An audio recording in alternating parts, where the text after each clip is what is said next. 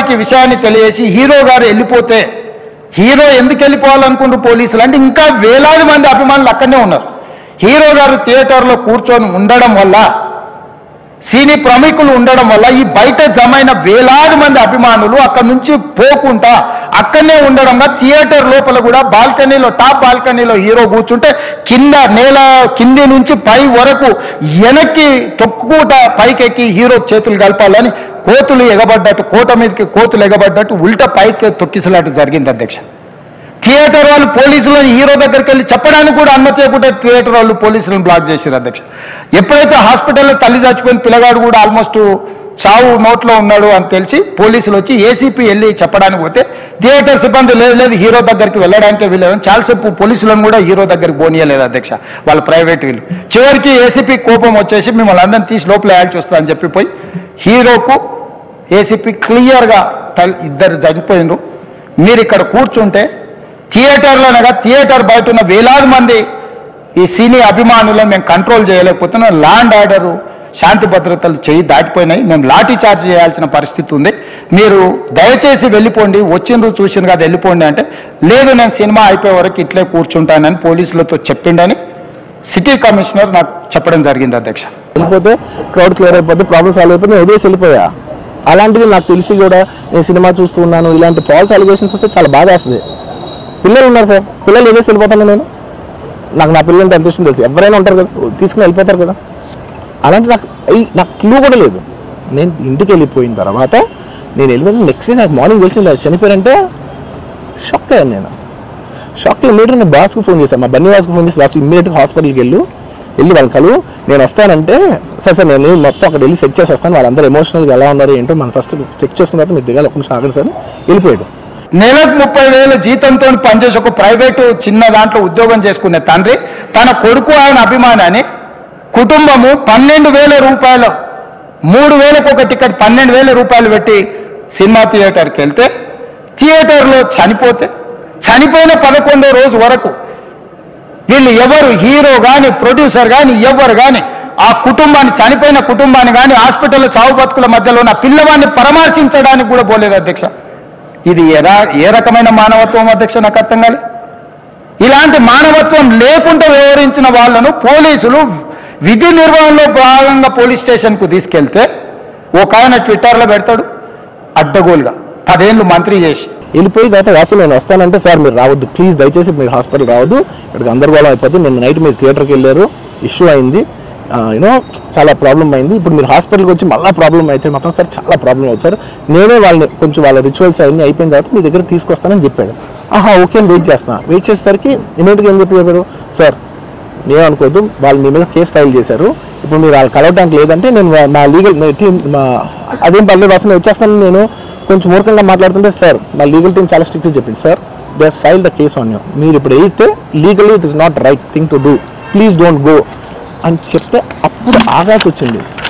Sir నాకు ఒక్కటే విషయం చెప్తా సార్, ఎవరో వైజాగ్లో చనిపోతేనో లేకపోతే చనిపోతున్నారంటేనో లేదంటే విజయవాడలో చనిపోతున్నారంటే ఒక పెద్ద ఆవిడంటేనో లేదంటే చిరంజీవి గారి ఫ్యాన్స్ మన నూర్బాయ్ లాంటి వాళ్ళు లేదంటే కళ్యాణ్ గారి ఫ్యాన్స్ మన ఎవరో అంటే వాళ్ళందరికీ నేను వెళ్ళి పర్సనల్ సార్ ఇక్కడ నుంచి విజయవాడ వెళ్ళాను సార్ ఎవరినో కలుగుతానికి ఒక లేడీని, ఒక వైజాగ్ వెళ్ళాను ఇక్కడ నుంచి ఎక్కడో ఉప్పలు ఉంటే ఎక్కడో దాటి ఉంటే అక్కడికి వెళ్ళాను. అలాంటిది నా ఓన్ ఫ్యాన్స్, నాకు నా ఫ్యాన్స్ అంటే ఎంత ఇష్టం మీ అందరికీ తెలుసు, అలాంటి నా ఓన్ ఫ్యాన్స్ నా ఓన్ థియేటర్లో నేను ఉన్న ప్రెమిసెస్లో అలా జరిగిందంటే నేను వెళ్ళి కలవనాలని ఆ కలవాలి నాకు ఉండదా, అది మినిమం కదా, అసలు ఎవరైనా వెళ్ళి కలుస్తుంది ఎందుకు కలవను నేను కలవపోవడానికి ఓన్లీ రీజన్ ఏంటంటే I'm legally I'm tired I can't go, అంత మాత్రం నేను స్పందించలేదు అని అనడానికి కూడా లేదు.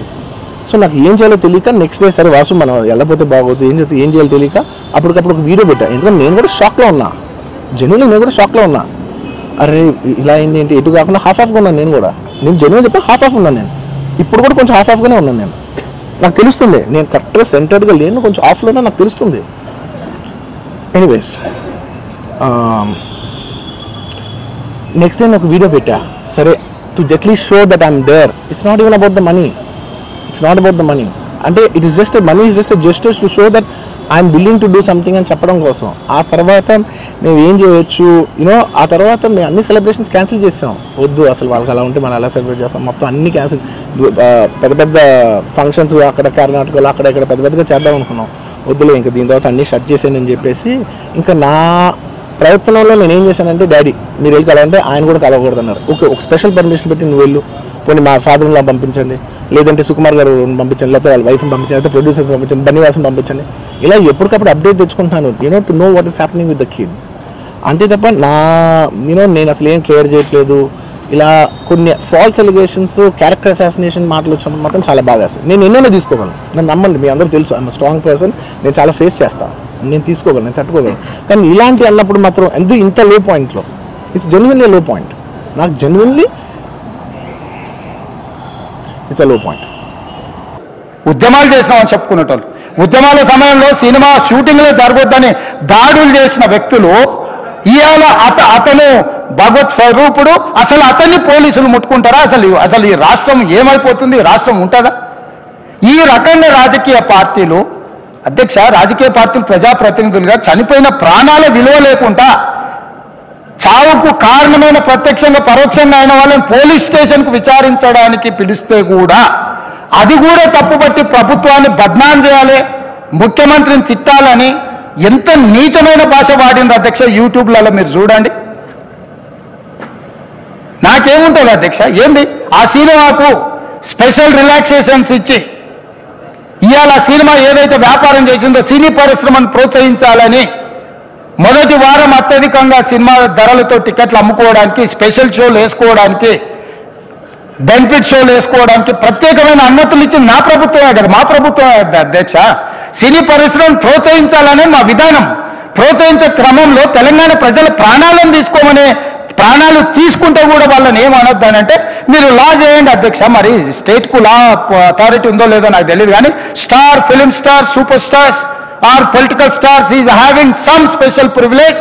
If they murdered anyone also we need not to prosecute or otherwise we need not to book any case against these personalities అని మనం మీరు చట్టం చేస్తా అంటే సినీ ప్రముఖులకు కానీ రాజకీయ ప్రముఖులకు కానీ స్టార్లని ఫీల్ అయ్యే వాళ్ళ పట్ల ప్రత్యేకమైన చట్టం ఉంటుంది, వాళ్ళ మీద కేసులు పెట్టొద్దని మీరు ఏమైనా చట్టం చేస్తే ఆ చట్టం అమలు చేస్తాం అధ్యక్ష. ఈ రోజున్న డాక్టర్ బాబాసాహెబ్ అంబేద్కర్ ఇచ్చిన చట్టం ప్రకారము దీనికి కారణమైన వాళ్ళను ప్రత్యక్షంగా పరోక్షంగా కారణమైన వాళ్ళందరి మీద కేసులు కట్టి పోలీసులు విచారణ చేయాల్సిందే, బాధితులను శిక్షించాల్సిందే అధ్యక్ష. Firstly, it's a very unfortunate thing. It's an unfortunate accident which nobody is at fault.